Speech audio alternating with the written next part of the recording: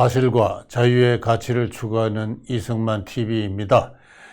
시청자 여러분 안녕하십니까? 이영훈의 한국사 교과서 비판 20번째 시간입니다. 지난 6월 초부터 시작한 이 한국사 교과서 비판 시리즈는 오늘 20번째를 맞이해서 종결을 할까 생각하고 있습니다. 그래서 오늘의 제목은 한국사 교과서 비판 시리즈를 종결하며 라고 달아보았습니다. 왜 종결하느냐 하는 것은 이 시간에 말미에 마지막에 소개하도록 하겠습니다. 그간에 말씀드린 내용을 한마디로 요약하면은 현행 한국사 고등학교 교육은 중학교 교육까지 포함해서 한마디로 말해서 민족주의 역사관에 사로잡혀 있다. 특히 1876년 개항 이후 역사가 되면은 반일 민족주의, 그리고 그 민족주의의 주체로서 민중, 혁명적 민중을 설정하는 한마디로 말해서 민족주의 역사관에 충실하고 있다. 그래서는 한국사의 진짜 진정한 역사적 흐름을 충실한 사실관계에 입각해서 파악할 수가 없다. 교육할 수가 없다. 그렇게 비판의 내용을 요약할 수 있습니다. 그래서 시급하게 이 민족주의라는 허상의 역사관으로부터 탈피를 해서 충실한 실정적인 근대과학으로서 한국사 연구와 교육이 거듭날 필요가 있다. 그 점을 제가 지난 20시간에 걸쳐서 명시적이든 묵시적이든 반복적으로 지적해 왔다고 생각합니다. 종결하면서 어떤 내용이 있었는가를 한번 쭉 리뷰를 해 봤습니다. 이 교과서 첫머리를 떨치면은 고조선, 단군조선 이야기가 나오는데요. 이건 신화와 역사의 혼돈이다 하는 것입니다. 단군 신화는 12세기에 문자화한 것인데 그것이 BC 3000년경의 역사적 사실을 증명할 수가 없습니다. 만주 일대를 포함해서 한반도 각 지역에서 나오는 이 고인들과 비파형 동금은 이것이 이 지역에 분포한 유일한 문화도 아닐 뿐더러 이 지역에는 고인들과 비파형 동금으로 대표되는 문화유적만이 아니라 다양한 문화유적이 존재하고 있고, 또 우리 한족으로 이어지는 예족과 맥족만이 아니라 다양한 종족들이 살고 있었습니다. 그래서 이렇게 국호라든가 그다음에 수도라든가 정치 조직도 알려지지 않은 가운데 막연하게 어떤 그 단군 신화의 기초에서 고조선을 역사적 실체로 만든 것, 이거는 현행 교과서가 정말로 불식해야 될 한국 고대사 연구자들의 동의도 받고 있지 않는 교과서 편찬 주체가 그야말로 정치적 압력으로 무리하게 삽입한 것이 아닌가. 저는 이 신화와 역사는 엄격하게 구분되어야 한다고 지적한 바가 있습니다. 보여드리는 것은 청동기 시대의 대표적인 주거지인데요. 이 주거지 안에 개별 소가족이 자립적으로 생활할 만한 시설이 확인되고 있지 않고, 무엇보다도 청동기 시대 BC 한 13세기에서 한 1000년간 정도 이 한반도 인간들은 주거지 밖에서 공동 취사를 했다. 그런 의미에서 여러 가지 기술적인 또는 난방, 여러 가지 목적으로 주택 자체가 소규모라 하더라도 오늘날의 소규모 가족이 성립한 것은 아니다 하는 이런 이야기를 제가 또 드렸고요. 그런 의미에서 이 역사에서 가장 중요한 테마 가운데 하나인 이 가족의 문제를 한국사 연구는 완전히 배제하고 있다. 역사가 시작된 이래로, 신석기 시대 이래로 가족은 소가족 제도다라는 것을 설정을 하고 있는데, 이 소가족 제도라는 것은 세계적으로 볼 때 매우 소수파의 특수한 가족 형태입니다. 한국은 더구나 세계 가족 지도에 의해서 빨간색으로 표현된 이 화면에서 보는 이 직계 가족 형태인데, 이 한국사에서 직계 가족이 어떻게 형성됐냐? 우리 인간이 태어나고 성장하고 교육받고 그리고 발전하고 해체되고 다시 재구성하고 결혼과 출산과 사망을 통해서요. 인간의 가장 기초적인 생활 단위가 이 가족일지인데, 가족이야말로 역사의 중심적인 그 연구 대상인데 그 점에 관한 한국사는 아무런 이야기를 하고 있지 않다는 것. 저는 그 점에서 기존 한국사 연구의 최대의 문제점이 있다고 생각합니다. 세계적으로 특수한 소수파인 이 직계 소가족을 형성하게 된 한국사의 다이나믹스, 그런 것이 한국사에서 보이지 않습니다. 여기서 한국 고유의 문화, 인간들의 삶의 원리가 형성될진데 그 점에 관한 문제의식이 철저하게 결여되어 있다. 적어도 기원 전후한 그 시대 때부터 한국의 농촌은 우리가 여러 가지 사진 자료를 통해서 구체적으로 그 모습을 확인할 수 있는 20세기 초 농촌과 다를 바 없는 농촌으로 역사학은 설정하고 있습니다. 보여드리는 화면은 잘 알려진 어떤 역사 강사의 만만 한국사라는 만화 한국사에서 나오는 농촌 전경입니다. AD 2, 3세기에 20세기 농촌 모습은 이미 완성되어 있다는 식의 이미지네이션이 한국사를 지배하고 있는데 이것은 그야말로 비실증적이고 비과학적인 것이다. 적어도 14세기 고려왕조 시대까지 일반 서민들의 주거는 반지하 움집이었습니다. 그리고 조선왕조에 들어왔어도 15, 16세기, 심지어는 19세기까지도 노비를 비롯한 하층민의 주거생활은 반지하 움집이었습니다. 우리 한국인들이 전반적으로 지상가옥으로 올라오는 것은 조선왕조 시대 때부터다, 이렇게 이야기를 할 수가 있는데요. 그런 의미에서 인간들의 구체적인 삶의 환경에 관한 이건 만화의 예입니다만 기존의 역사학은 큰 환상의 전제를 하고 있다. 그걸 토대로 깔고 있다. 그런 의미에서 역사가 고여있다. 흐르지 않는다. 너무 조기적으로 완성된 형태로 2000년 이상을 쭉 내려오고 있다. 이런 이야기. 한반도 각 시대에 인구가 얼마인지도 전혀 소개하고 있지 않습니다.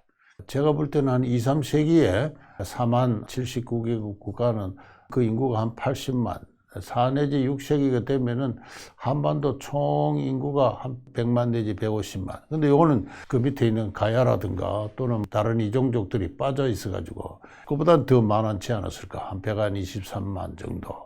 이렇게 수정할 수도 있습니다만. 그러나 7세기 말 신라가 삼국을 통일할 때 강력이 많이 축소됐습니다. 그때 인구는 한 100만 내외.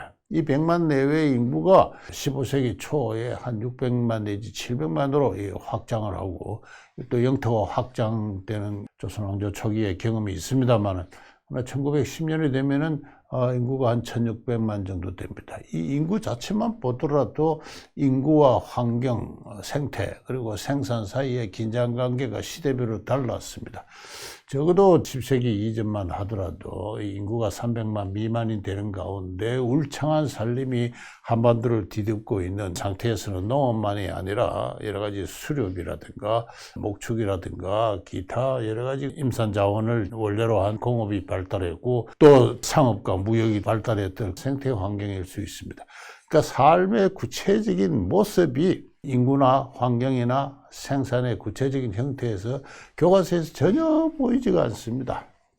그저 왕조의 교체사, 우수한 문명사, 각 왕조가 남긴 어떤 우수한 문화 유적, 이런 것 중심으로 해서 한국인들의 문화민족으로서의 고향, 그리고 외세의 침략에 대한 저항, 그런 것으로 한국사가 이루어져 있다는 것이 저는 참 큰 문제라고 생각을 합니다. 제가 인구와 생태, 환경과 생산을 말씀드렸습니다만 그것은 구체적인 인간관계를 통해서 이루어집니다. 이 인간관계가 시대별로 상이한 토지제도와 신분제도를 만들어 왔는데요.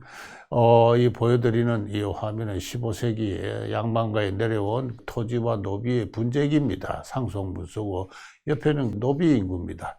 조선왕조에 들어와서 인구의 30, 40%가 노비였습니다. 그건 분명합니다. 그러나 그 이전 시대에 적어도 통일신라 시대나 고려시대는 인구의 10% 미만이 노비였습니다. 어떻게 해서 이와 같은 변화가 생겼는가? 이런 것들도 언급되어 있지 않을 뿐더러 더구나 15세기 이후에는 개별 가문에서 저렇게 토지를 상속하게 되는데 그러면 그 이전 시대는 어떠한 그 토지 제도가 지배하고 있었느냐? 개인이 마음대로 상속하고 팔고 하는 시대는 아니었습니다. 국가적 규제가, 국가적 지배가 관철되고 있었고 그것이 또 보다 합리적이고 경제적인 선택일 수밖에 없을 정도로 인구와 토지와의 관계는 후대와는 그 조건이 달랐다. 이렇게 이야기를 할 수가 있습니다. 그래서 이러한 구체적인 생산 형태, 인간관계, 노동과 토지를 둘러싼 역사적 제도의 변청 과정이 또 전혀 나타나 있지 않습니다. 그런 가운데 제가 가장 심각한 문제라고 좀 개탄해 마지 않았던 것은 교과서에다가 조선은 단군 조선을 계승했다 이렇게 쓰고 있습니다. 바로 이 민족주의 역사학의 허위의식이죠. 단군 조선이라는 것은 과연 그것이 실제 했는지를 역사학적으로 증명되지 않는 신화입니다. 그걸 역사적 실체로 만들어 놓고 조선이라고 해서 조선자를 잇는다고 해서 단군 조선을 계승했다. 이건 완전히 역사의 진실의 호도, 위장입니다. 조선은 기자 조선이라는 또 하나의 신화, 중국인이 만들어낸 그 신화 속에 조선을 계승한 나라였습니다.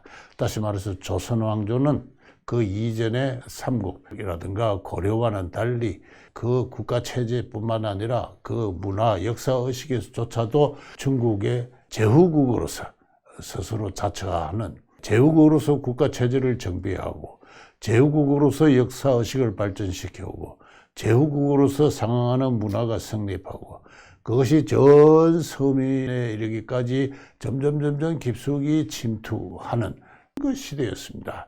이 조선 왕조의 이와 같은 역사적 실체를 교과서는 완전히 호도하고 있습니다. 이게 가장 큰 문제입니다. 가장 큰 문제.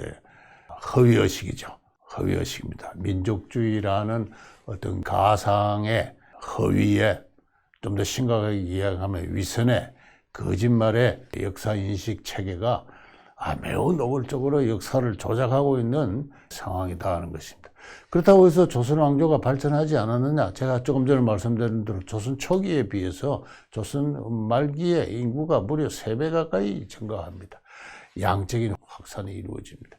인구가 증가하게 된 데에는 생산력이 발전했을 뿐만 아니라 경지 등 생산의 외연이 또 확장되었고, 그러니까 생산성이 높아졌을 뿐만 아니라 생산의 요소가 확장된 이 두 가지 원인의 결과입니다. 그리고 거기에는 국가, 조선 왕조의 강력한 권농 정책 이런 것들이 작용을 하죠.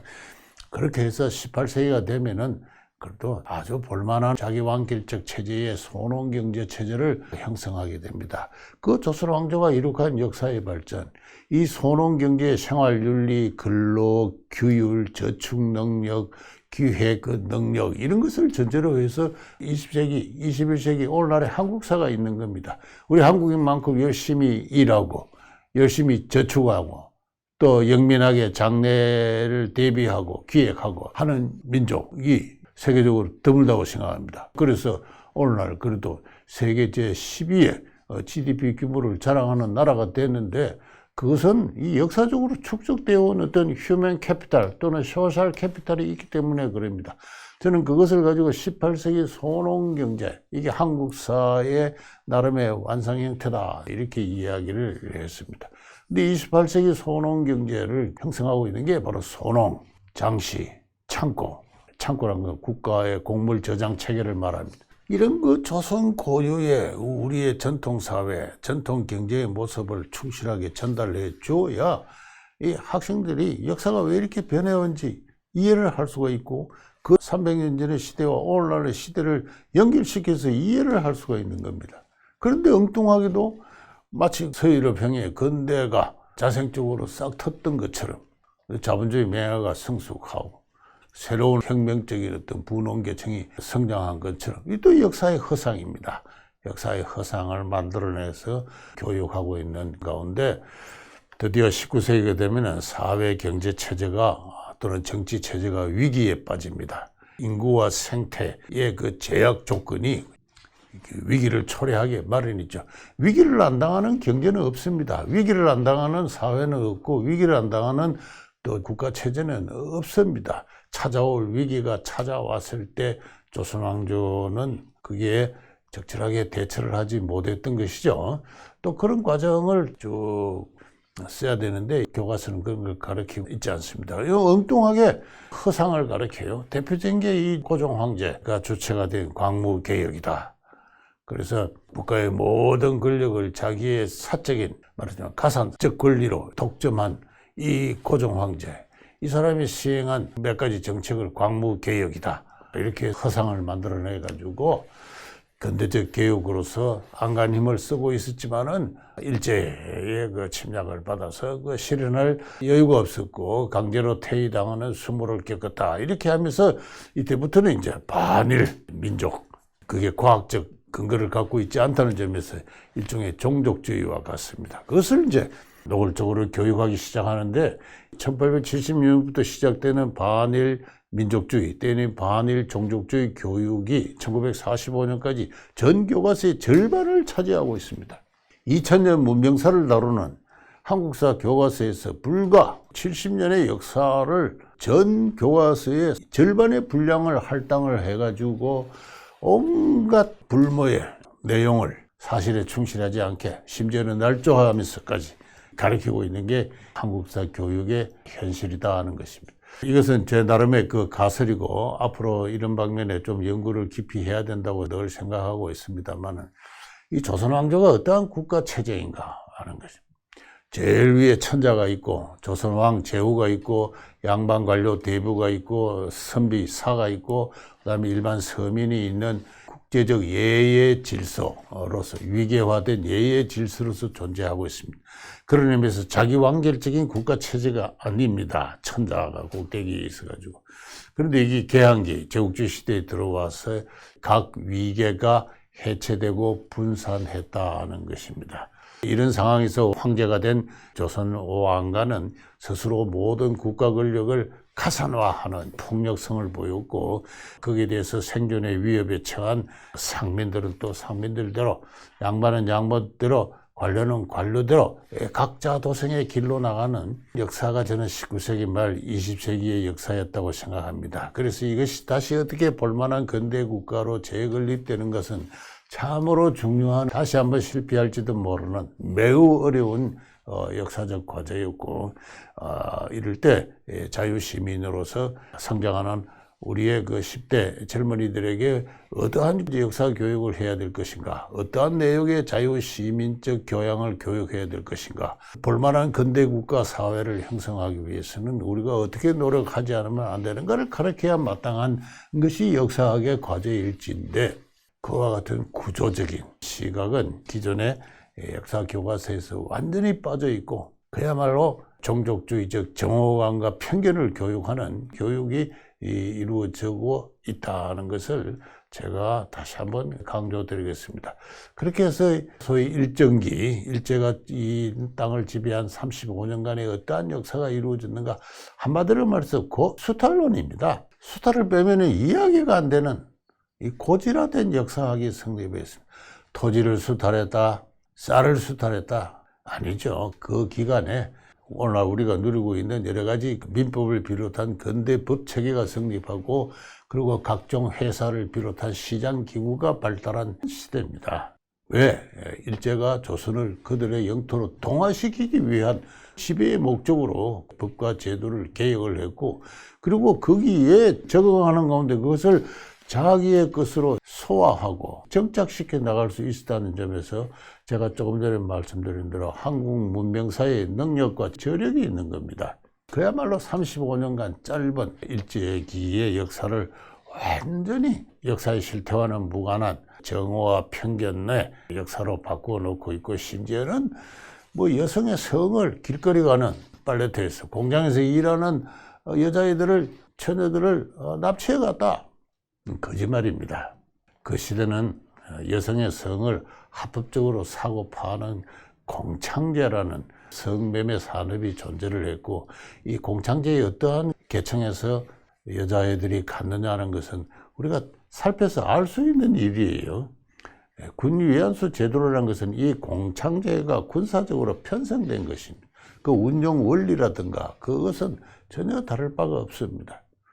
옆에 보이는 그림은 누차 지적하지만은 일본에 간 조선인들이 얼마나 노예적으로 학대되었는가를 나타내는 잘못된 사진이죠. 이런 사진이 10년 이상 교과서에 실려왔습니다.